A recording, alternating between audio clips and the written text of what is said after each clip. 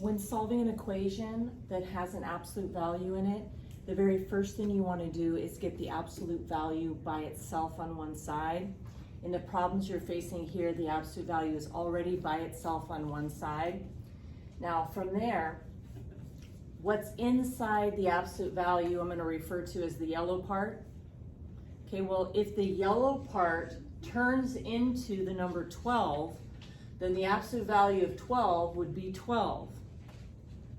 If the yellow part turns into the number negative 12, then the absolute value of negative 12 would also be 12. So we want to figure out what x value makes the yellow part equal 12 and what number makes the yellow part equal negative 12. Again, if the yellow turns into the number 12 or negative 12, when we take the absolute value, we get 12. So I'm going to create two separate equations. I'm going to have the yellow part equals negative 12 and the yellow part equals positive 12. Now I'm going to solve those two equations. Subtract 9 from both sides. And 3x is equal to negative 21. Divide both sides by 3. And I get negative 7. Okay, subtract 9 from both sides. And 3x is equal to 3. Divide both sides by 3. X equals 1. Now let's just quick double check here. Show you why is that working.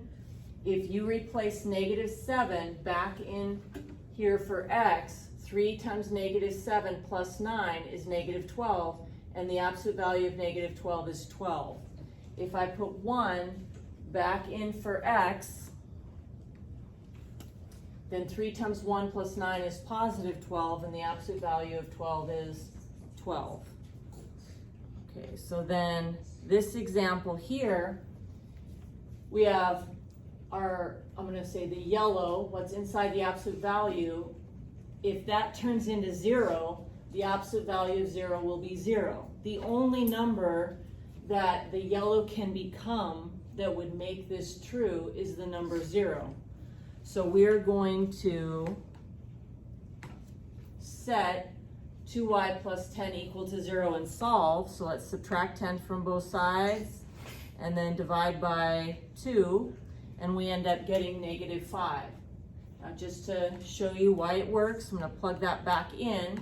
You put in for y, negative 5. 2 times negative 5 is negative 10. Negative 10 plus 10 is 0. And the absolute value of 0 does equal 0. And then lastly, this one here, what's inside the absolute value of that is equal to negative 10. Well, no matter what, when you take the absolute value of something, you get a positive number because it's the distance something is from 0.